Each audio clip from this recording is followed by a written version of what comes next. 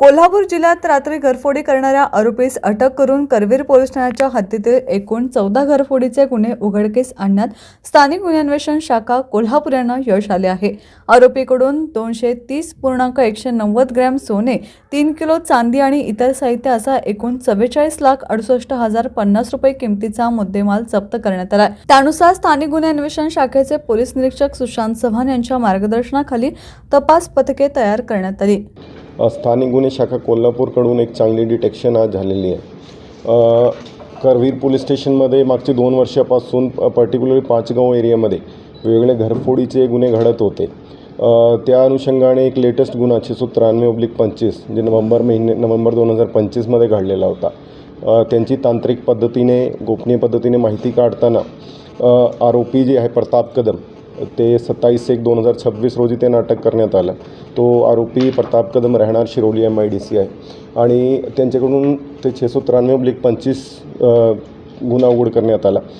त्यांच्यासोबत आणखी 13 गुन्हे म्हणजे असं एकूण 14 गुन्हे जे करवीर पोलीस स्टेशनला 2023चा एक गुन्हा आणि 2025चे 13 गुन्हे असे टोटल मिळून 14 गुन्हे उघड करण्यात आले आणि त्यांच्याकडून जवळपास 23 तोळे सोना आणि 3 किलो चांदी असा टोटल मुद्देमाल 44.5 म्हणजे जवळपास 45 लाखाचा मुद्देमाल त्यांच्याकडून हस्तगत करण्यात आलेला आहे।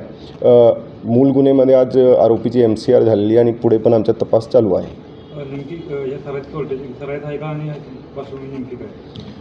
सराईत आहे म्हणजे आत्तापर्यंत 14 गुन्हे उघड झालेले, पण तपासामध्ये असा निष्पन्न होता ते जे करणार आहे तो एकटाच आहे। जे सगळे गुन्हे त्याने केले एकटेच आणि ते सेम मोडसने त्यांनी गुन्हे केलेले आहे। चोरीच्या गुन्ह्यातले दागिने ती स्वरापाली विकले आहेत की तसंच त्यांनी ठेवले? ते जे रिकव्हरी आहे त्यांनी आरोपीकडून आहे, तरी पण आम्ही पुढची तपास करत आहोत। नेमके चोऱ्या हा कसा करतो? मोडस नेमकी कशी? मोडस जे घरचा लॉक फोडून आतमध्ये प्रवेश करून जे घर बंद होते आणि बाहेर कुलूप होता ते कुलूप फोडून आतमध्ये प्रवेश करत होतं। ही कारवाई पोलीस अधीक्षक योगेश कुमार गुप्ता, अपर पोलीस अधीक्षक डॉक्टर B धीरज कुमार आणि उपविभागीय पोलीस अधिकारी सुजित कुमार क्षीरसागर यांच्या मार्गदर्शनाखाली स्थानिक गुन्हे अन्वेषण शाखेच्या पथकाने केली।